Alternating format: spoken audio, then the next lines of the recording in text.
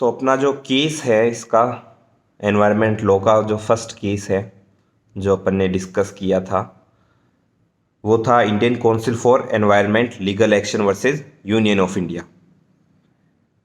इसमें क्या होता है, ये इसका जो डिसीजन था वो 1996 का था, ईयर 1996 है, सुप्रीम कोर्ट का डिसीजन है। दो केमिकल फैक्ट्री थी, ज्योति केमिकल्स और सिल्वर केमिकल्स नाम से।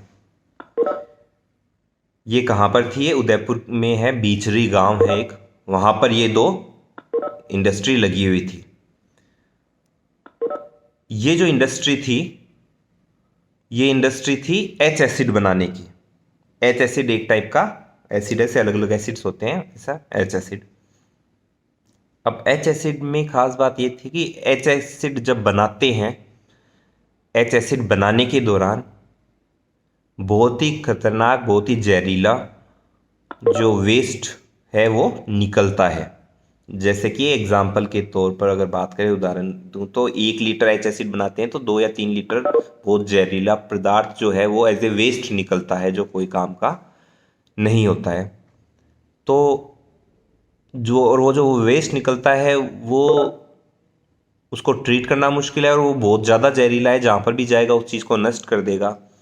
तो इसलिए विदेशों में भी इसकी फैक्ट्री थी एच एसिड बनाने की, तो विदेशों में इस पर बैन कर दिया गया। जैसे अमेरिका में, यूरोप पे एच एसिड बनाने की फैक्ट्रियों पर ही बैन कर दिया गया कि कोई भी जना एच एसिड नहीं बनाएगा। अब वहाँ पर विदेश में फैक्ट्री थी, तो जनरल सी बात है कि वहाँ पर डिमांड थी एच एसिड की। फैक्ट्री बंद हो गई, फैक्ट्री बंद हो गई, डिमांड वैसे की वैसे थी, तो उसमें मुनाफा एक तरह से ज़्यादा बढ़ गया उस चीज़ के अंदर कि वहाँ पर उत्पादन नहीं हो रहा था, तो उनको इंपोर्ट करना था। इंपोर्ट करना के लिए फिर उन्होंने, जैसे इंडिया में इस तरह की फिर इंडस्ट्री स्थापित हुई। उनमें से ये जो दो इंडस्ट्री हैं जिनकी अपन बात कर रहे हैं, उनमें से एक है सिल्वर केमिकल्स, दूसरा है ज्योति केमिकल्स। इसके अलावा ऐसी ही जो थी, एक दो फैक्ट्री गुजरात में भी थी, क्योंकि गुजरात के हाई कोर्ट का एक केस है, प्रवीण भाई Jasbhai Patel versus State of Gujarat. तो प्रवीण भाई Jasbhai Patel versus State of Gujarat में उस इंडस्ट्री को लेकर के, उसके द्वारा निकले हुए जो जहरीला पदार्थ था उसको, उसे हुए डैमेज को डिस्कस किया गया था, उस पर डिसीजन दिया गया था। लेकिन ये जो अभी जो केस पढ़ रहे हैं अपन, वो अभी इन दो दो तक ही सीमित है, दो ही बिंदुओं तक सीमित है।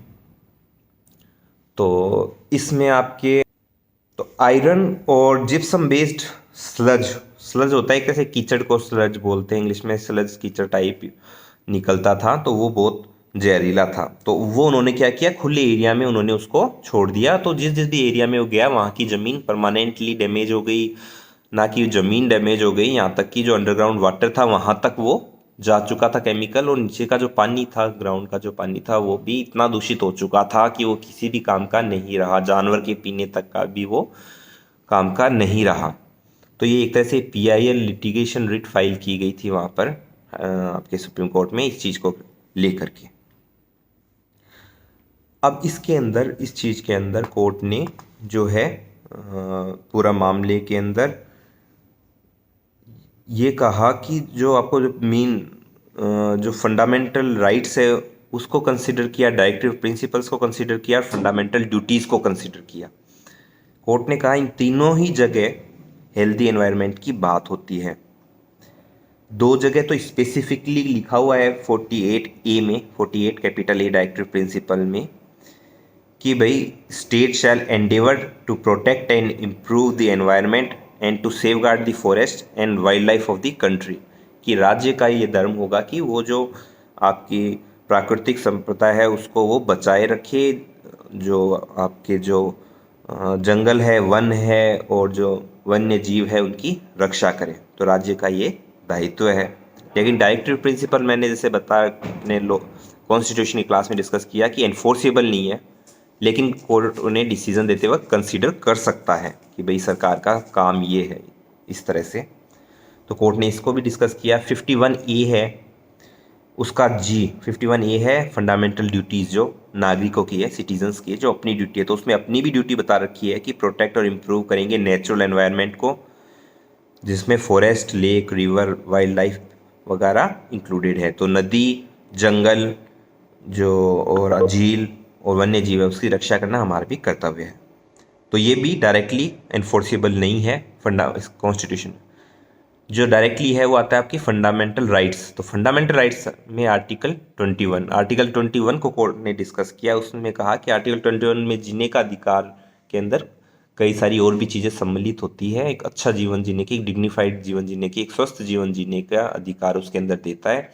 और अगर एनवायरनमेंट क्लीन ना हो तो एक अच्छा जीवन व्यक्ति नहीं जी सकता। तो अगर एनवायरनमेंट क्लीन नहीं है तो आर्टिकल 21 का उल्लंघन अपने आप ही हो गया।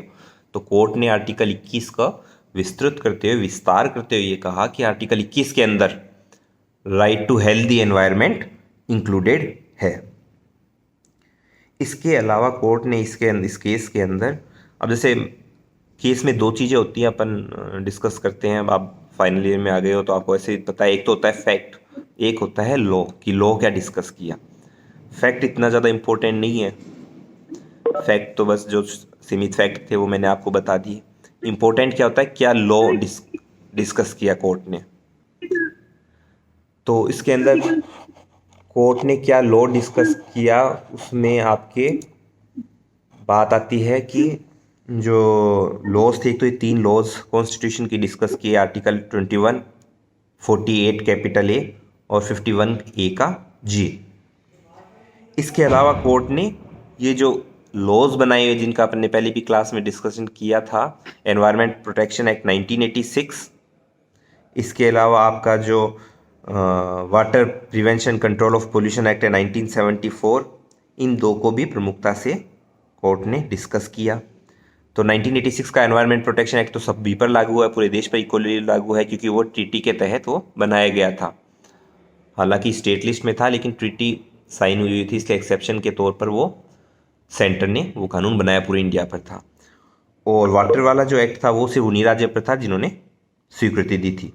तो राजस्थान ने भी पहले शुरू में तो नहीं दी थी वाटर एक्ट के लिए, बाद में रेजोल्यूशन पास कर दिया था, तो उसका भी कोर्ट ने डिस्कस किया। तो आपका जो वाटर पोल्यूशन एक्ट है उसका सेक्शन 24 और सेक्शन 25 को कोर्ट ने डिस्कस किया, जिसके अंदर ये बताया हुआ है कि किस तरह से अगर कोई इस तरह से डिस्चार्ज करता है पोल्यूटेड वाटर को तो उसकी क्या क्या लाइबिलिटी बनती है।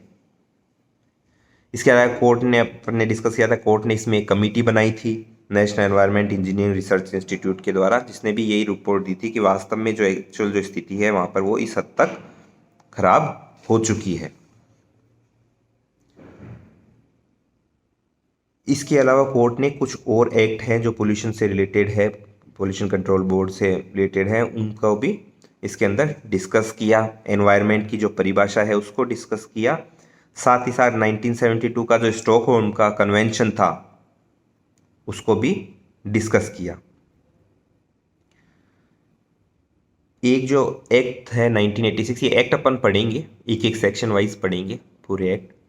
तो उसके एक्ट का जो ऑब्जेक्ट है वो क्या है, तो उसका जो ऑब्जेक्ट कहता है कि भाई to take all such measures as it deems necessary और expedient for the purpose of protecting and improving the quality of the environment. कि इस एक्ट का जो कार्य है वो एक्ट इसलिए है कि जो आपका एनवायरनमेंट है उसको प्रोटेक्ट किया जा सके और उसको इम्प्रूव किया जा सके। तो दो बात कहता है, प्रोटेक्ट और इम्प्रूव। प्रोटेक्ट तो वो हो गया कि भाई उसको सुरक्षित रखे, जैसा है वैसे का वैसे रखे, खराब ना करे, लेकिन इसके साथ साथ ये इम्प्रूव की भी बात करता है, उसको सुधारने की भी बात करता है। तो इसलिए ये एक्ट है। इसके अलावा भी कई जैसे आपके एक्ट बने हुए हैं, जैसे हजार्डियस वेस्ट के मैनेजमेंट और उनके हैंडलिंग के से रिलेटेड, जो खतरनाक जो रसायन है उनको किस तरह से उनको रखा जाए उससे रिलेटेड जो रूल्स है वो भी कोर्ट ने इसके अंदर डिस्कस किए। ये जो कानून है, इन कानून को कोर्ट ने इसके अंदर डिस्कस किए। ये केस बहुत इंपॉर्टेंट हो जाता है। कभी आपके क्वेश्चन आता है कि किस तरह से कॉन्स्टिट्यूशन के अंदर एनवायरनमेंट प्रोटेक्शन से रिलेटेड क्या क्या प्रोविजंस है, उसके अंदर आपका ये केस बहुत इंपॉर्टेंट हो जाता है। कोर्ट ने इसके अंदर डिस्कस करे थे। इसके साथ ही ओलियम गैस लीक का जो केस था वो भी कोर्ट ने डिस्कस किया था। और स्ट्रिक्ट लायबिलिटी और एब्सोल्यूट लायबिलिटी, ये जो दो चीज़ थे, ये दोनों सिद्धांत, स्ट्रिक्ट लायबिलिटी का सिद्धांत और एब्सोल्यूट लायबिलिटी का सिद्धांत। आपका जो ये जो एक तो कठोर सिद्धांत हो गया और एक पूर्ण लायबिलिटी वाला जो सिद्धांत हो गया, ये दोनों आपके कोर्ट ने डिस्कस करे थे, राइलेंड्स वर्सेस फ्लेचर वाला और एमसी मेहता वाला केस। तो अभी थोड़ा आगे बढ़कर मैं आपको बताऊंगा राइलेंड्स वर्सेस फ्लेचर और एमसी मेहता वाले में क्या डिफरेंस है।